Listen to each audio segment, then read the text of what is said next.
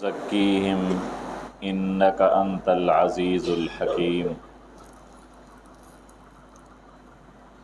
صدق اللہ العظیم۔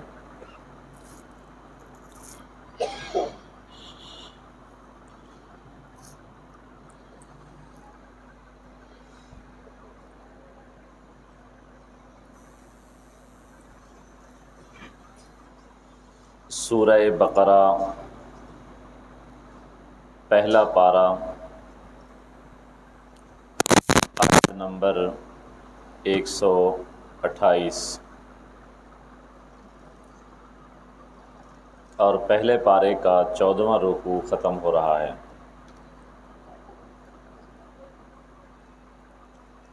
ربنا وابعث فیہم رسولا، یہ حضرت سیدنا ابراہیم علیہ السلام کی دعا ہے۔ جب خانہ کعبہ بن گیا تو آپ نے اللہ تعالی سے بطور اجرت کے یہ چیز مانگی، اے ہمارے رب، وابعث فیہم رسولا منہم، جس جگہ میں نے تیرا گھر بنایا ہے ان کے اندر بھیج دے ایک رسول، منہم جو ہو بھی ان کے قبیلے سے، ان کے خاندان سے ہو، رسولا منہم ان میں سے ہو۔ اب جو وہ قبیلہ تھا یا لوگ تھے جن کی دعا ابراہیم علیہ السلام مانگ رہے ہیں کہ ان میں سے ہو رسول، وہ فرشتے تھے، انسان ہی تھے نا، نور نہیں تھے، فرشتے نہیں تھے، ناری نہیں تھے، انسان تھے۔ ابراہیم علیہ السلام نے بھی یہ دعا کی کہ ان میں سے ہی بھیج دے کوئی رسول، یعنی انسانوں میں سے ہی ہو۔ یتلو علیہم آیاتک، اور اس رسول کی یہ ذمہ داریاں ہونی چاہیے، یہ ڈیوٹی ہونی چاہیے، یہ کام ہونا چاہیے، وہ 4 کام آ کر کرے۔ پہلا کام، ان پر وہ تیری آیات پڑھے، یعنی جو تیرے احکامات ہوں وہ ان کو سنائے، ان کو بتلائے کہ اللہ پاک کا یہ حکم ہے، اس طرح کرو، اس طرح نہ کرو، پہلا کام۔ دوسرا کام، وَيُعَلِّمُهُمُ الْكِتَابَ، کہ جو تیری کتاب ہو قرآن وہ ان کو سکھائے۔ ایک ہے کتاب کا معنی، ایک ہے کتاب کے الفاظ۔ یتلو علیہم آیات، تیری احکامات بھی ان کو سنائے، یعنی اس کتاب کا معنی بھی ان کو بتائے، تفسیر بھی ان کو بتائے، وَيُعَلِّمُهُمُ الْكِتَابَ، اور کتاب کے الفاظ بھی ان کو سکھائے کہ قرآن اس طرح پڑھا جاتا ہے۔ نمبر 3، وَالْحِکْمَت، اور حکمت بھی ان کو سکھائے۔ حکمت سے مراد دانائی کی بات کو کہتے ہیں۔ اکثر علماء کرام مفسرین نے حکمت کا معنی سنت کیا ہے، کتاب اللہ کے الفاظ سکھائے، پڑھے، اس کا معنی بتائے، احکامات بتائے، اور اپنی سنت ان کو سکھائے، یعنی وہ طریقہ بھی اپنا اختیار نہ کریں، وہ اپنے نبی کا طریقہ اختیار کریں، کھانے کا، پینے کا، تلاوت کا، عبادات کا، احکامات کا، معاشرات کا، معاملات کا۔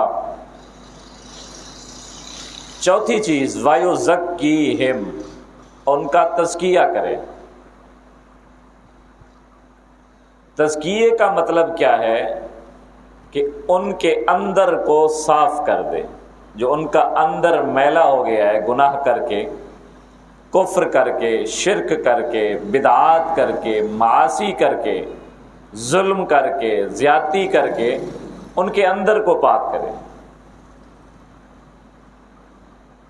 انسان ہے، کپڑے اچھے پہنے ہوئے ہیں، تیل سرما لگایا ہوا ہے، عطر لگایا ہوا ہے، ظاہری طور پر ٹھیک ہے، ظاہری طور پر بھی شریعت خوبصورتی کا تقاضا کرتی ہے، صفائی کا، لیکن تزکیہ ظاہر کی صفائی کا نام نہیں ہے، تزکیہ اندر کی صفائی کا نام ہے کہ اندر جو چیز خواہش نفسانی کی وجہ سے، شیطان کے اثرات کی وجہ سے جو دل گناہوں پر کی طرف مائل ہو گیا ہے، وہ دل پاک اور صاف ہو جائے،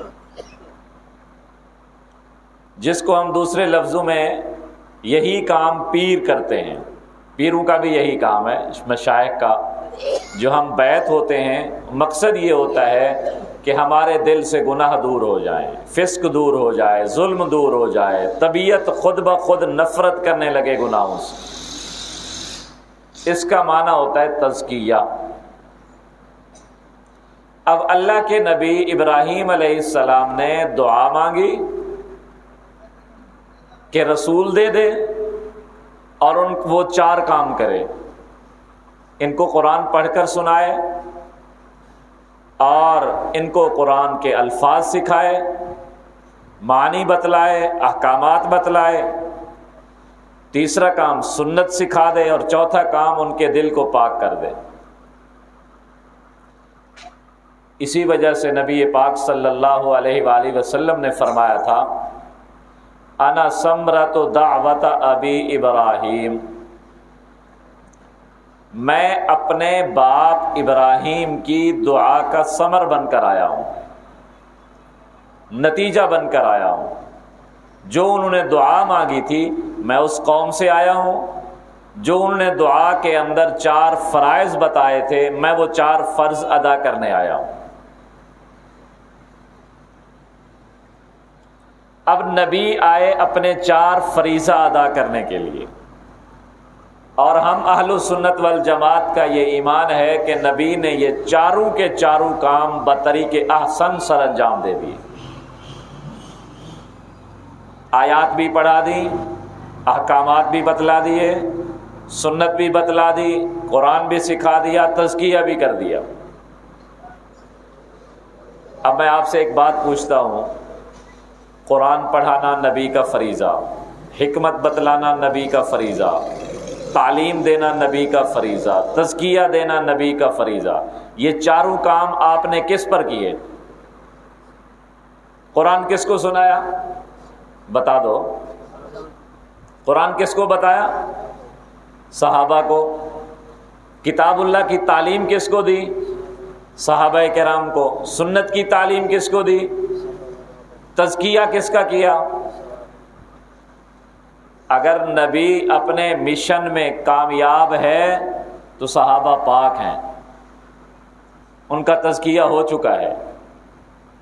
اگر نعوذ باللہ من ذالک صحابہ کا تزکیہ نہیں ہوا، ان کے دل میں خیانت ویسے ہے، ان کے دل میں نعوذ باللہ بے ایمانی ویسے ہے، ان کے دل میں ظلم ویسے ہے، ان کے دل میں زیادتی ویسے ہے، ان کے دل میں اہل بیت کا قدر نہیں ہے جس کی وجہ سے ان کو تزکیہ ملا، تو پھر تو نبی جس مقصد کے لیے آئے تھے اس مقصد میں تو کامیاب نہ ہوئے۔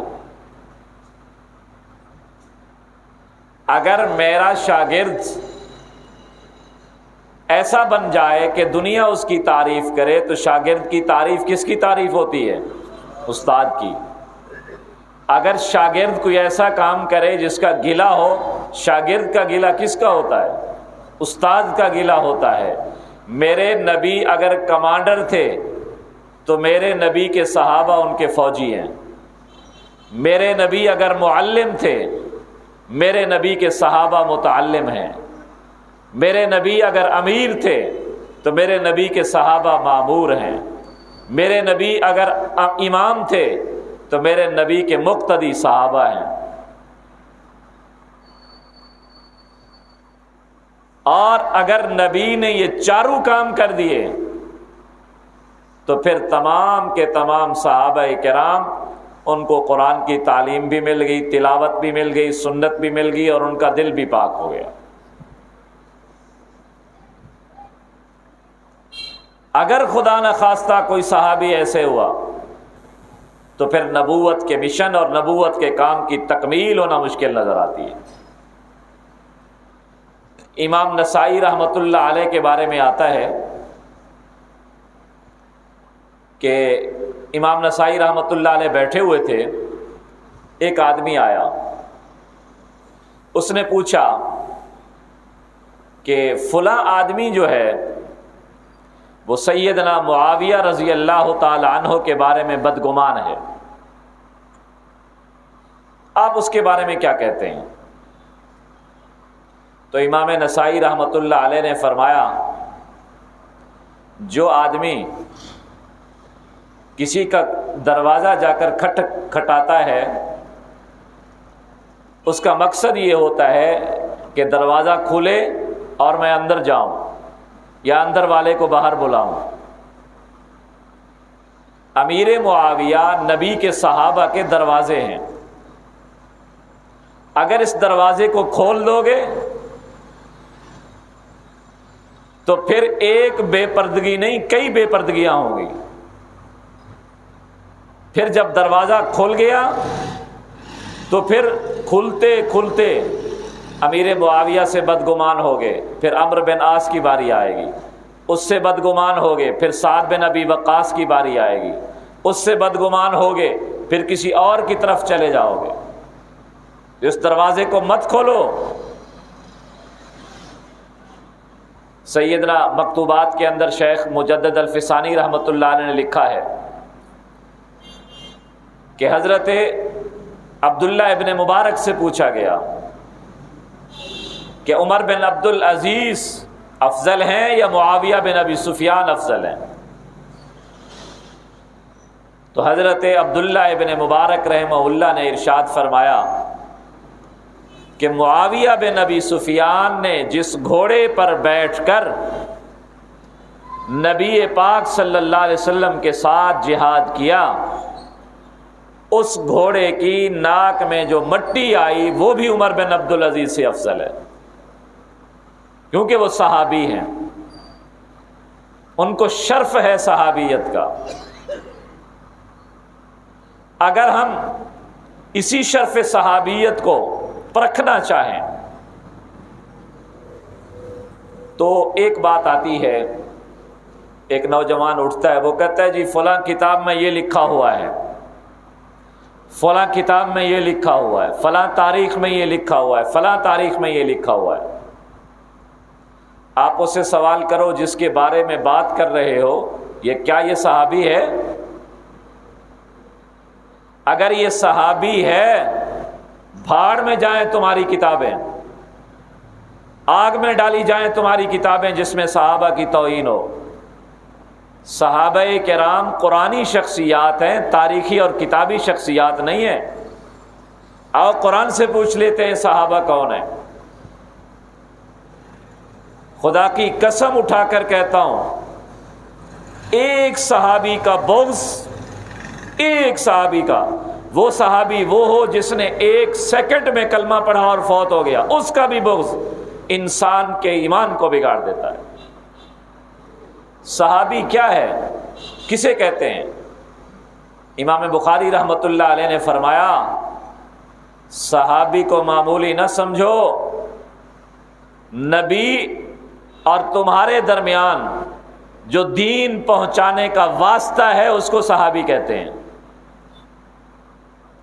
یہ قرآن ہمارے پاس آیا، ہمیں نبی تو نہیں دے گئے، نبی نے تو کس کو دیا؟ صحابی کو دیا، صحابی نے تابعی کو دیا، یہ ہم تک پہنچا۔ یعنی نبوت اور ہمارے درمیان قرآن پہنچانے والے صحابہ، دین پہنچانے والے صحابہ۔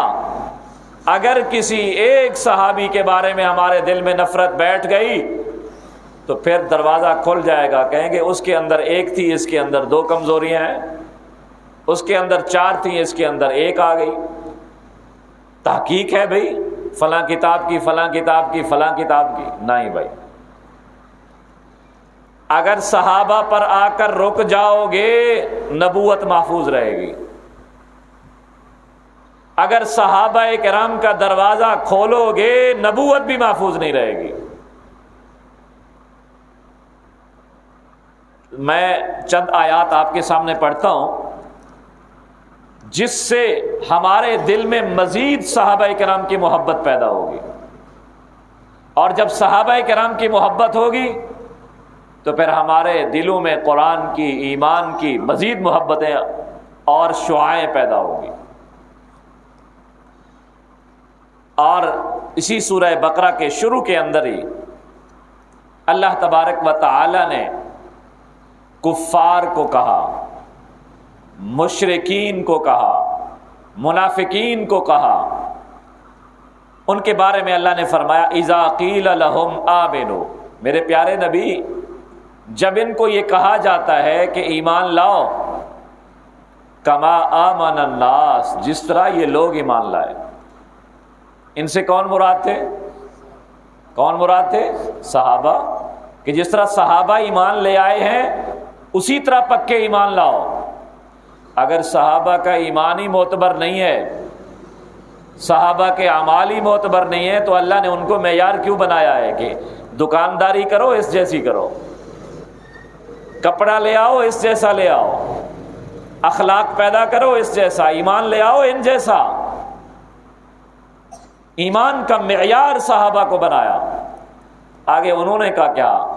انؤمن کما آمن السفہاء، کیا ہم بے وقوفوں کی طرح ایمان لائے؟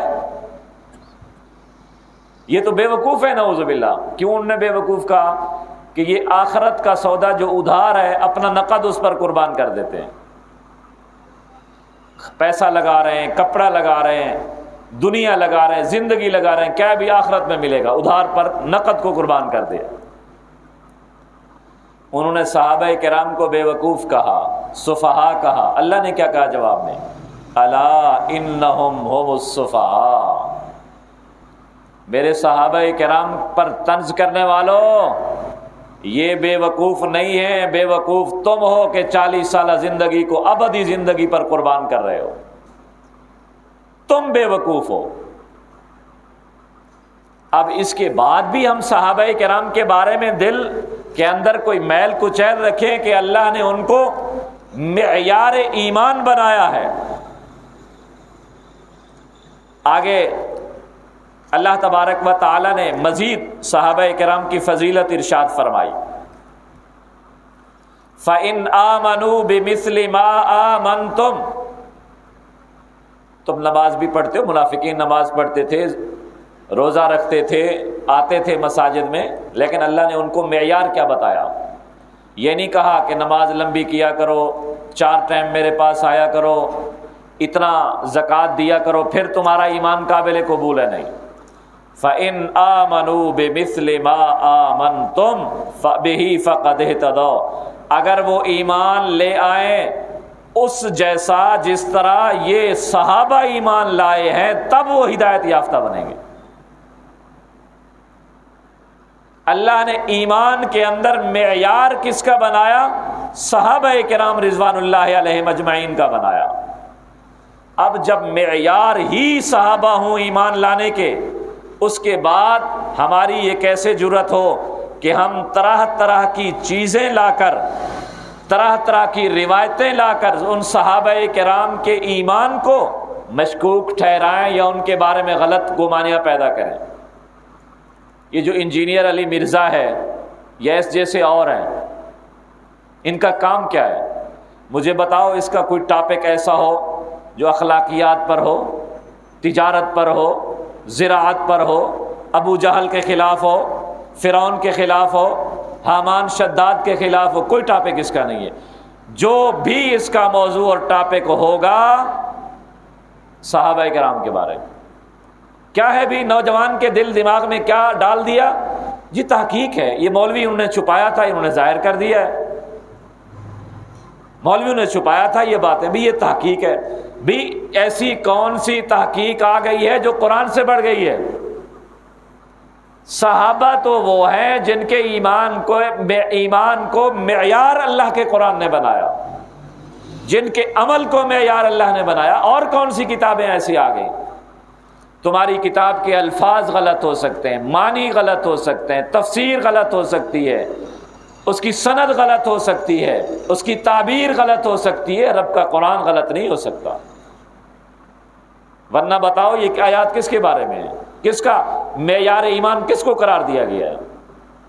نام تو کسی کا نہیں لیا گیا کہ یہ اہل بیت کے افراد ہیں، یہ صحابہ کے افراد ہیں، یہ خلفائے راشدین تمہارے لیے معیار ہیں، عشرہ مبشرہ معیار ہیں، بدری معیار ہیں، صلح حدیبیہ والے میں نہیں، سارے صحابہ۔ اب آگے اللہ تبارک و تعالی نے یہ سورہ توبہ کے اندر ارشاد فرمایا، سورہ توبہ کی آخری آیات ہیں، والذین آمنوا، وہ لوگ جو ایمان لائے، یہ کون تھے؟ صحابہ۔ وہاجروا، اور جنہوں نے ایمان لانے کے بعد ہجرت کی، ہجرت کرنے والے کون؟ صحابہ ہیں۔ وجاہدوا فی سبیل اللہ، اور اللہ کے راستے میں جہاد کیا، یہ جہاد کرنے والے کون ہیں؟ چاہے فتح مکہ سے پہلے جہاد کیا یا بعد میں جہاد کیا۔ والذین آووا ونصروا، کچھ لوگوں نے ہجرت کی اور کچھ لوگوں نے ان کو پناہ دی، مکان دیا، کھانا دیا، رہائش دی۔ ونصروا، اور انہوں نے ان کی نصرت کی۔ ایک آدمی ہے کہیں سے مسلمان ہو کر آیا، وہاں ان کا کوئی نہیں ہے، ہجرت کر کے آیا، وہاں ان کا کوئی نہیں ہے۔ جن لوگوں نے ان کو ٹھکانہ دیا، یہ کون تھے ٹھکانہ دینے والے؟ صحابہ۔ نصرت کرنے والے؟ صحابہ۔ اب آگے اللہ کیا فرما رہے ہیں ان کے بارے میں؟ اولئک هم المؤمنون حقا، تو کلمہ پڑھتا ہے، تیرے ایمان کی گواہی اللہ کے رسول نے نہیں دی، تابعی کلمہ پڑھتا ہے، اس کے ایمان کی گواہی اللہ نے نہیں دی۔ امام بخاری، مسلم، ترمذی، شیخ جیلانی کے ایمان کی گواہی اللہ نے نہیں دی۔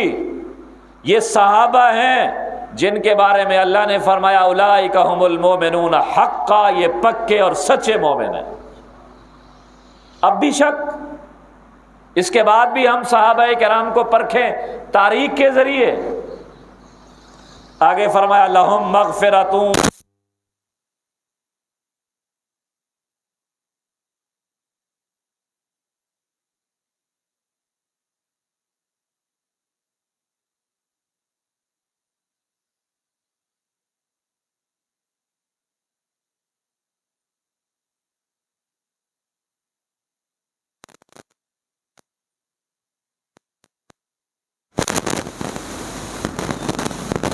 یہ سورہ توبہ ہے، یہ آخری صفحے کی ہے، آیت نمبر 87۔ لیکن الرسول، لیکن اللہ کے رسول، والذین آمنوا معہ، اور جو آپ کے ساتھ ایمان لے آئے، آپ کے سامنے ایمان لے آئے۔ ابو بکر آپ کے سامنے ایمان لائے تھے، عمر، عثمان، علی، حسن و حسین، معاویہ، عمرو بن عاص، مغیرہ ابن شعبہ، یہ سارے نبی کے پاس آ کر بیعت کر کے ایمان لے آئے۔ اللہ کیا فرما رہے ہیں؟ رسول اور جو لوگ آپ کے ساتھ ایمان لائے، جاہدوا باموالہم وانفسہم، اپنے مال بھی جہاد پر قربان کیا، اپنے آپ کی جان بھی قربان کر دی۔ وَأُولَئِكَ لَهُمُ الْخَيْرَاتِ، یہی لوگ ہیں، ان کے لیے ساری بھلائیاں ہیں، دنیا کی بھی آخرت کی۔ وَأُولَئِكَ هُمُ الْمُفْلِحُونَ، یہی لوگ وہ کامیاب ہیں۔ تو اور میں نماز پڑھتے ہیں، اللہ ہمیں کامیابی دے۔ صحابہ وہ ہیں جن کو کامیابی قرآن نے دے دی ہے، زندگی میں مل گئی ہے۔ اور کامیابی کے بعد اللہ نے فرمایا اعد اللہ لہم جنات، اللہ نے ان کے لیے جنت تیار کی ہے، تجری من تحتها الانہار، جن کے نیچے نہریں بہہ رہی ہیں، خالدین فیہا، ہمیشہ اس میں رہیں گے، ذالک الفوز العظیم، ان کے لیے بہت بڑی کامیابی ہے۔ یہ صحابہ ہیں۔ آگے 11واں پارہ، پہلا رکوع، والسابقون الاولون من المہاجرین، اسلام میں سبقت کرنے والے، پہل کرنے والے مہاجرین میں سے ہوں جنہوں نے مکہ کو چھوڑا مدینہ چلے گئے، والانصار، انصار میں سے ہوں، والذین اتبعوہم بإحسان، مہاجرین کا تو اپنا مقام، انصار کا تو اپنا مقام، اور وہ لوگ جنہوں نے ان کی تابعداری کی، مہاجرین کی، انصار کی، بإحسان، نیکی میں، یہ ایسے لوگ ہیں رضی اللہ عنہم ورضوا عنہ، اللہ ان سے راضی، یہ اللہ پر راضی ہے۔ ان پر بھی ہم شک کریں، ان کے بارے میں بھی ہم روایتوں کی بنیاد پر اپنے دل میں میل کچیل لائیں، وہ بھی ایسے بندے کی طرف سے جس کو قرآن صحیح پڑھنا نہیں آتا، جس کو حدیث کے الفاظ، اگر حدیث کی کتاب بخاری اس کے سامنے رکھی جائے انجینئر کے سامنے، بغیر اعراب والی، بغیر الف، بغیر اس پر حرکتیں نہ ہوں، زیر زبر نہ ہو، جس طرح علماء کو پڑھائی جاتی ہے، وہ بھی نہیں پڑھ سکے گا۔ اس کے کہنے پر ہم ایسی شخصیات سے جس کو قرآن نے کہا اللہ ان پر راضی، ہم کہیں جی نہیں، ہر کسی پر تنقید ہو سکتی ہے، فلاں غلطی ہوئی، فلاں غلطی ہوئی۔ اور اس کے بعد دیکھیں ہم، اللہ تبارک و تعالی نے آگے فرمایا قرآن مجید میں،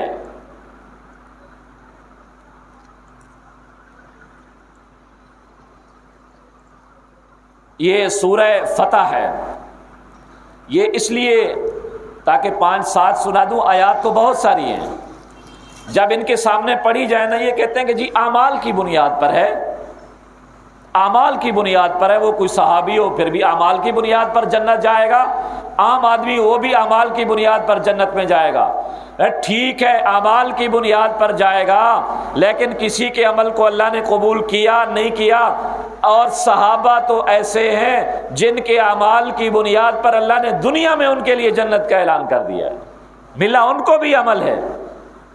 ایک آدمی آیا، وہ کہتا ہے جی ایک خادم تھے نبی پاک صلی اللہ علیہ وسلم کے، وہ ایک غزوے میں شہید ہو گئے، نبی پاک صلی اللہ علیہ وسلم کو بتلایا گیا، آپ صلی اللہ علیہ وآلہ وسلم نے فرمایا اس کے لیے شہادت مبارک نہیں ہے، حالانکہ وہ خادم تھے آپ کے، کیونکہ یہ مال غنیمت کی ایک چادر اس نے چوری کر لی تھی، وہ چادر آگ بن کر اس کو لپٹ رہی ہے، تو دیکھیں وہ بھی صحابی تھے، لیکن عمل کی بنیاد پر ان کو جہنم کی آگ لپٹ گئی۔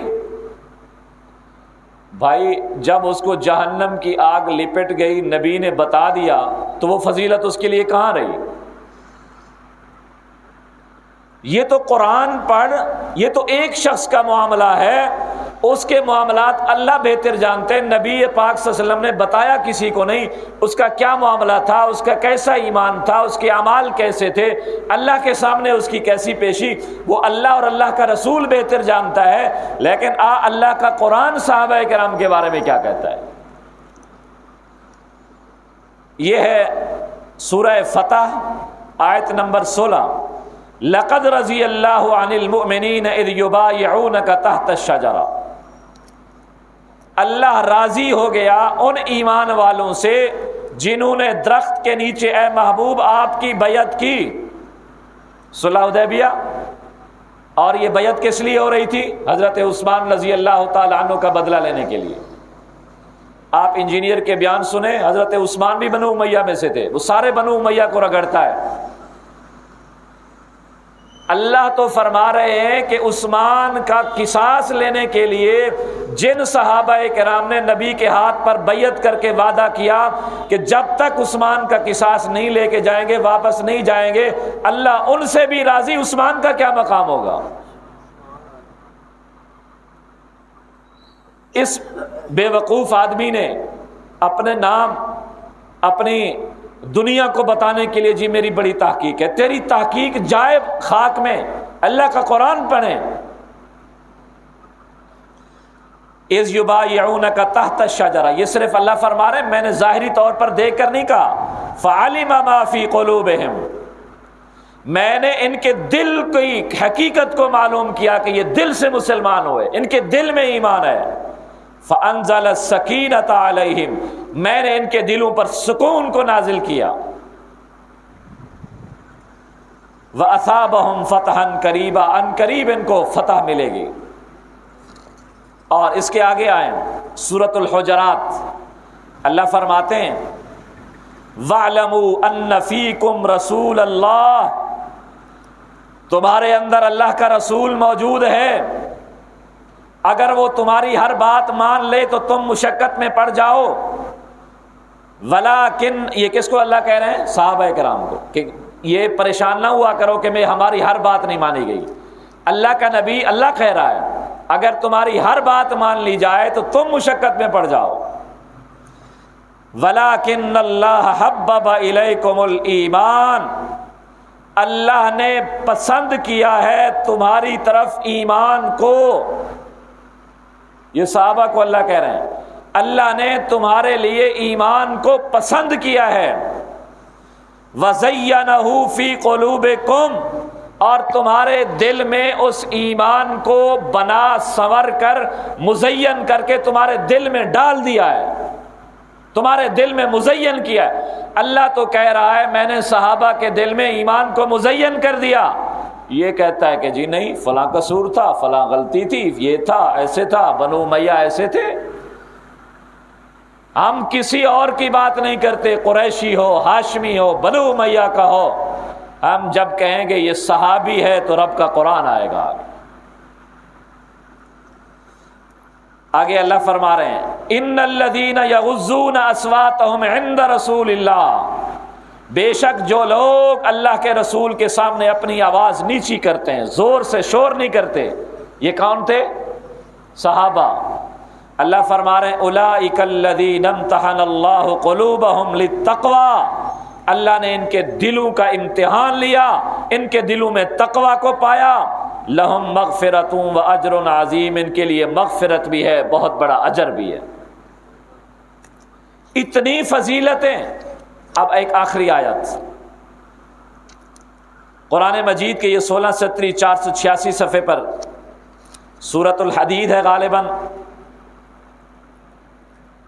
اب اس کو غور سے سننا، یہ جی اس کا بھی ایک بہت بڑا یہ اعتراض آتا ہے۔ کیا اعتراض؟ کہ جی فتح مکہ سے جو پہلے مسلمان ہوئے وہ تو اصلی مسلمان تھے، فتح مکہ کے بعد جو ہوئے نا وہ تو لالچ کی وجہ سے، ڈر کی وجہ سے ہو گئے تھے۔ حضرت ابو سفیان، حضرت امیر معاویہ، حضرت عباس کہاں جائیں گے؟ وہ جو فتح مکہ کے بعد مسلمان ہوئے اہل بیت کے افراد، اس کو کس کیٹیگری میں؟ اگر سب کو فتح مکہ کے بعد والوں کو آپ نے مشکوک بنا دیا۔ اب آگے سننا، اللہ فرما رہے ہیں لا یستوی منکم من انفق من قبل الفتح، فتح سے مراد فتح مکہ، کہ فتح مکہ سے پہلے والے مسلمان اور فتح مکہ کے بعد والے مسلمان یہ درجے میں برابر نہیں ہیں۔ جو پہلے مسلمان ہو گئے ان کا درجہ زیادہ، پھر ان سے عشرہ مبشرہ کا، بدری صحابہ کا درجہ زیادہ، بدری میں پھر عشرہ مبشرہ کا درجہ زیادہ، عشرہ مبشرہ میں خلفائے راشدین کا مرتبہ زیادہ، خلفائے راشدین میں ابو بکر صدیق کا مرتبہ زیادہ۔ مرتبے میں ایک دوسرے سے اوپر نیچے ضرور ہیں۔ جو فتح مکہ سے پہلے مسلمان ہوئے اولئک اعظم درجۃ من الذین انفقوا من بعد، جو بعد میں مسلمان ہوئے وہ درجے میں ان سے بڑے نہیں ہیں، یہ درجے میں بڑے ہیں۔ لیکن سنو، اللہ کو پتا تھا کہ کچھ لوگ آئیں گے، شکوک و شبہات پیدا کریں گے، اللہ نے ایسا لفظ بولا، فرمایا وَكُلًّا، ہر ایک، چاہے وہ فتح مکہ سے پہلے مسلمان ہوئے یا فتح مکہ کے بعد مسلمان ہوئے، وعد اللہ الحسنى، میں نے ان سب کے ساتھ جنت کا وعدہ کر دیا۔ اب بھی تمہارے دل میں شک آئے گا روایت کی بنیاد پر، کسی انجینئر، پروفیسر، ڈاکٹر کے کہنے پر، کسی کتاب اور روایت کے پڑھنے کی وجہ سے، اگر اب بھی قرآن پڑھنے کے بعد بھی کسی صحابی رسول کے بارے میں تمہارے دل میں کوئی شک و شبہ گزرتا ہے، پھر سمجھ لو ہمارا قرآن پر ایمان ناقص ہے۔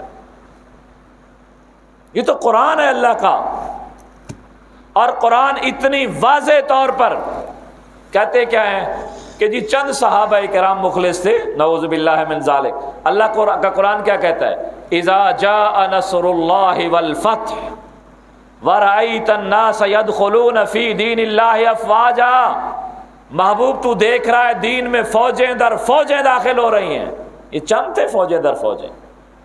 اللہ فرماتا ہے کنتم خیر امت، یہ تو ہم بعد میں اس میں امت میں شامل ہوتے ہیں، اللہ فرما رہے ہیں تم، اور اس وقت تم کون تھے؟ صحابہ۔ کنتم خیر امت، تم بہترین امت ہو، اخرجت للناس، لوگوں کے لیے نکالے گئے ہو، یعنی نکلے نہیں، نکالے گئے ہو، تمہیں مجبور کر دیا گیا ہے ہجرت پر، تمہیں گھر چھوڑنے پر مجبور کر دیا گیا ہے۔ نکلنا اور ہوتا ہے نکالنا۔ پہلا مصداق اس کے صحابہ ہیں، جن صحابہ کو اللہ بہترین امت قرار دے، جن صحابہ کو اللہ مفلحون قرار دے، جن صحابہ کو اللہ حق کا پکا سچا مومن قرار دے، جن صحابہ کرام کو اللہ کہے میں نے سب کے ساتھ جنت کا وعدہ کر دیا ہے۔ ہائے ایمان والا، مسلمان ہو، انجینئر کے کہنے پر کسی صحابی کے بارے میں اپنے دل میں میل رکھے گا؟ آئے میں چند احادیث مبارکہ بھی آپ کو سنا دیتا ہوں اس مختصر سے وقت میں، جن کی میں نے ابھی نشاندہی کی ہے۔ حضرت سعید ابن زید رضی اللہ تعالیٰ عنہ ایک صحابی ہیں، 10 مبشرہ میں سے ہیں۔ وہ ایک دن نبی پاک صلی اللہ علیہ وسلم کی حدیث سنائی کہ آپ نے فرمایا ابو بکر فی الجنہ، عمر فی الجنہ، عثمان فی الجنہ، علی فی الجنہ، طلحہ فی الجنہ، سعید فی الجنہ، زبیر فی الجنہ، سعد فی الجنہ، عبد الرحمن بن عوف فی الجنہ، ابو عبیدہ بن الجراح فی الجنہ۔ یہ آپ نے 10 صحابہ کرام کا نام لیا کہ یہ جنتی ہیں۔ یہ بیان کرنے والے سعید ابن زید ہیں جو 10 مبشرہ میں موجود ہیں۔ اپنے نام پر خاموش ہو گئے۔ کسی نے سوال کیا 10واں کون ہے؟ کہا انا، میں ہوں۔ آخر میں کہنے لگے کہ سنو، رسول اکرم صلی اللہ علیہ وسلم کے ساتھ ان پر کلمہ پڑھنے والا ایک آدمی جس نے آپ کے ساتھ جہاد کیا، اس کے چہرے پر گرد و غبار آئی، کپڑے پر غبار آئی، ایک جنگ میں شامل ہوا نبی کے ساتھ، تھوڑی سی اس پر مشقت آئی۔ خیر من عمل احدکم عمرہ ولو عمر نوح، یہ ابو داؤد شریف حدیث نمبر 4650 ہے۔ سعید ابن زید کہنے لگے کہ یہ تو صحابی ہے جس نے نبی کے ساتھ جہاد کرتے ہوئے اس کے چہرے پر گرد و غبار آئی، اس ایک نیکی کے بدلے میں اگر کوئی غیر صحابی اور اس کو نوح کی عمر مل جائے، نوح علیہ السلام کی، یعنی 1000 سال اس کی عمر ہو، پھر بھی وہ نیکیاں کرتا رہے، اس صحابی کی ایک نیکی کا مقابلہ کوئی نہیں کر سکتا۔ یہ کیوں نہیں سناتے؟ اور آگے نبی پاک صلی اللہ علیہ وسلم نے فرمایا، ترمذی شریف کی حدیث ہے، اذا رأیتم الذین یسبون اصحابی، اے لوگو جب تم دیکھو کوئی لوگ میرے صحابہ کرام پر سب و شتم کریں، میرے صحابہ پر، یہ نہیں کہا بدری صحابہ، 10 مبشرہ صحابہ، خلفائے راشدین صحابہ، قریشی صحابہ، بنو امیہ، نہیں، میرے صحابی کو۔ یہ ترمذی شریف سیاستہ کی کتاب ہے۔ فَقُولُوا لَعْنَةُ اللَّهِ عَلَى شَرِّكُمْ، ان کو جواب دو تمہارے شر پر خدا کی لعنت ہے۔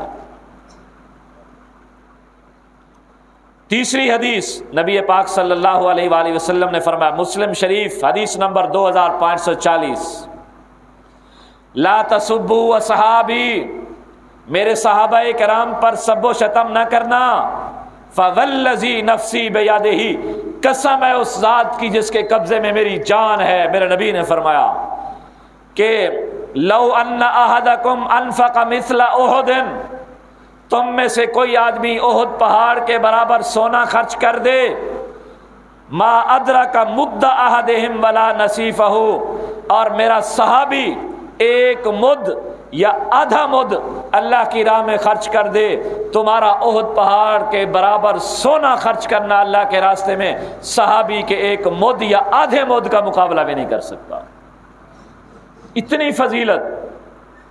اور آگے سننا 5ویں حدیث، چوتھی، نبی پاک صلی اللہ علیہ وسلم نے فرمایا، یہ حدیث ترمذی شریف کی ہے، اللہ اللہ فی اصحابی، میرے صحابہ کرام کے بارے میں خدا سے ڈرتے رہنا، کہیں ایسا لفظ نہ نکال دینا، غرضم لا تتخذوہم غرضم بعدی، میرے بعد اس انگلی کا نشانہ بھی صحابہ کی طرف نہیں کرنا، انگلی کا نشانہ، یہ کوئی جا رہا ہو نا، ہم کہتے ہیں یہ وہی ہے جی، وہی ہے وہ جو فلاں کام، میرے صحابہ پر انگلی کا نشانہ بھی نہ کرنا۔ فمن احبہم فبحبی احبہم، جو ان سے محبت کرتا ہے وہ میری وجہ سے محبت کرتا ہے۔ آج ہم صحابہ کرام کی تعریف کیوں کر رہے ہیں؟ نبی کے ساتھ جڑ گئے تھے، ہماری کوئی رشتہ داری تو ان سے نہیں تھی۔ ومن ابغضہم فببغضی ابغضہم، جو ان سے بغض رکھے گا اس کو اس کا بغض نہیں ہوگا، وہ میرے بغض کی وجہ سے ان سے بغض رکھے گا، مروڑ میری تکلیف ہوگی۔ ومن آذاہم فقد آذانی، جو ان کو تکلیف دے گا مجھے تکلیف دے گا۔ ومن آذانی فقد آذ اللہ، جو مجھے تکلیف دے گا اللہ کو تکلیف دے گا۔ ومن آذ اللہ، جو اللہ کو تکلیف دے گا فیوشک ان یاخذہ، قریب ہے کہ اللہ اس کو پکڑ لے۔ 5ویں حدیث سن لینا، ترمذی شریف کی بھی ہے، 3885، میرے نبی نے فرمایا لا تمس النار مسلما، ایسے مسلمان کو آگ نہیں چھوئے گی، ایسے مسلمان کو آگ نہیں چھوئے گی، رآنی، جس مسلمان نے مجھے دیکھا۔ ترمذی شریف حدیث نمبر 3885۔ آگے فرمایا او رآ من رآنی، جس نے مجھے دیکھا اس کو بھی آگ نہیں چھوئے گی، جس نے میرے دیکھنے والے کو دیکھ لیا ایمان کی حالت میں اس کو بھی آگ نہیں چھوئے گی۔ یہ بھی حدیثیں تو سناؤ۔ اور آگے مسلم شریف کی حدیث ہے، نبی نے فرمایا النجوم امانۃ للسماء، یہ جو تم ستارے دیکھ رہے ہو آسمان پر، یہ آسمان کے لیے امان ہے۔ کیا مطلب؟ جب تک ستارے ہیں آسمان سلامت ہے، جب ستارے غائب ہو جائیں گے آسمان ٹوٹ پھوٹ کا شکار ہو جائے گا۔ ستارے آسمان کے لیے امان۔ وَأَنَا أَمَانَةٌ لِأَصْحَابِي، میرے نبی نے فرمایا میں محمد اپنے صحابہ کے لیے امان ہوں، جب تک میں رہوں گا ان کے لیے امان بن کر رہوں گا، جب میں دنیا سے چلا جاؤں گا تو پھر میرے صحابہ پر طرح طرح کی آزمائشیں آئیں گی۔ وَأَصْحَابِي أَمَانَةٌ لِأُمَّتِي، میرے صحابہ میری امت کے لیے امان ہیں۔ اتنی فضیلت والے صحابہ۔ آگے بخاری و مسلم کی حدیث ہے، میرے نبی نے فرمایا آیت الایمان حب الانصار، ایمان کی نشانی یہ ہے کہ انسان مسلمان انصار صحابہ کی محبت دل میں رکھے گا۔ وآیت النفاق بغض الانصار، منافق کی نشانی یہ ہے کہ وہ انصار صحابہ کرام کا بغض اپنے دل میں رکھے گا۔ آگے میرے نبی نے فرمایا، بخاری و مسلم کی حدیث ہے، ایک زمانہ آئے گا لوگ جہاد کے لیے نکلیں گے، کافر سامنے آئیں گے، کافر پوچھیں گے کیا تمہارے لشکر میں کوئی نبی کا صحابی ہے؟ کہا جائے گا ہاں فلاں صحابی ہے، وہ خود بخود سرنڈر ہو جائیں گے، تمہیں مسلمانوں کو فتح مل جائے گی۔ یہ بات 3 مرتبہ میرے نبی نے فرمائی، بخاری و مسلم کی حدیث۔ اور آگے پڑھیں، نبی پاک صلی اللہ علیہ وسلم نے مستدرک حاکم کی روایت ہے، فرمایا ان اللہ اختارنی، اللہ نے تمام نبیوں میں سے خاتم النبیین کے لیے مجھے چنا، واختار علی اصحابہ، اور اللہ نے میرے لیے میرے صحابہ کو چنا۔ جس طرح نبی اللہ چنتے ہیں، اللہ نبی کے لیے جماعت بھی خود چنتے ہیں۔ فجعل علی منہم وزراء، اللہ نے میرے وزیر بنائے، میرے انصار بنائے، میرے داماد بنائے۔ ومن سبہم فعلیہ، جو ان کو برا بھلا کہے گا فعلیہ لعنت اللہ، اس پر اللہ کی لعنت، فرشتوں کی لعنت، سارے انسانوں کی لعنت۔ لا يقبل منہ یوم القیامہ، قیامت والے دن ان کا نہ فرض قبول ہوگا نہ ان کی نفل قبول ہوگی۔ اب بتائیں کیا یہ صحابہ ایسے ہیں کہ ان کی ہم غلطیاں نکالیں؟ کیا یہ صحابہ ایسے ہیں جن کے بارے میں ہم انجینئر کے کہنے پر اچھا چلو اگر کوئی چیز دل میں ہے یار کوئی دین کا مسئلہ ایسا بھی ہے کہ تم اس کی ٹوہ میں لگے رہو، یہ برا یہ برا یہ برا یہ برا یہ برا، یہ کوئی دین کا کام ہے؟ یہ جو ہم جی تحقیق ہے جی فلاں کتاب میں لکھا ہوا، تو اگر فلاں کتاب میں کسی کی برائی لکھی ہو، اللہ نے ہماری ڈیوٹی لگائی ہے کہ کتابوں میں برائیاں تلاش کر کے لوگوں کو برائیاں پھیلاؤ؟ یہ تو پھر بھی صحابہ ہیں۔ ایک آدمی کہتا ہے حضرت امیر معاویہ، حضرت عمرو بن عاص، باقی صحابہ کرام کے بارے میں مختلف باتیں ہو رہی ہیں، تو آج میرے خیال میں وقت کافی ہو گیا ہے، تو ایک آخری بات سن لیں۔ جب بھی آگے سامنے بیٹھنے والا امامے کی شکل میں ہو، ٹوپی کی شکل میں ہو، داڑھی کی شکل میں ہو، اس کے ساتھ سابقہ لاحقہ ڈاکٹر کا ہو، ذاکر کا ہو، عالم کا ہو، پروفیسر کا ہو، انجینئر کا ہو، جس کا بھی ہو، اگر وہ کسی ایسی ذات ایسی شخصیت کے بارے میں بات کرے جس شخصیت کے ساتھ ٹائٹل صحابی کا لگتا ہو، اس کو منہ پر جواب دو، صحابی وہ شخصیت ہے جس کو قرآن نے جنتی کہا، کامیاب کہا، اس کے بارے میں کوئی بھی لکھے گا ردی کی ٹوکری میں پھینک دو۔ اگر ہمارا ایمان اس پر سلامت رہا ہمارے پاس قرآن بھی آئے گا۔ آخر کوئی وجہ تو ہوگی نا۔ ایک آدمی کہتا ہے جی کہ امام حسین کو شہید کرنے والے صحابہ کی اولادیں تھیں، صحابہ تھے، حافظ تھے، قاری تھے، مولوی تھے۔ کسی کہنے والے نے کیا خوب جواب دیا کہ ٹھیک ہے امام حسین کو شہید کرنے سے پہلے وہ حافظ ہوں گے، قاری ہوں گے، لیکن جب سے انہوں نے امام حسین کو شہید کیا وہ حافظ بن نہیں سکے۔ کیوں نہیں ان کے دلوں میں حفظ آتا؟ کیوں نہیں ان کے مسجدوں میں، ان کے مراکز میں کوئی امام ایسا جو پورا قرآن پڑھ کر امامت کرائے؟ آخر کوئی وجہ تو ہوگی۔ یہ صرف اور صرف یہی وجہ ہے، ہمارے پاس دین پہنچانے والے، نماز پہنچانے والے، قرآن پہنچانے والے صحابہ ہیں۔ صحابہ کی محبت دل میں ہوگی، پورے دین کی محبت ہوگی۔ ایسا کوئی بندہ نہیں ملے گا جس کے دل میں صحابی کا بغض ہو اور وہ تہجد گزار ہو اور وہ قرآن کی تلاوت کرنے والا ہو۔ اللہ تبارک و تعالی ہم سب کو صحابہ کرام کے ساتھ سچی محبت، سچی عقیدت نصیب فرمائے۔ وآخر دعواہم ان الحمد للہ رب العالمین۔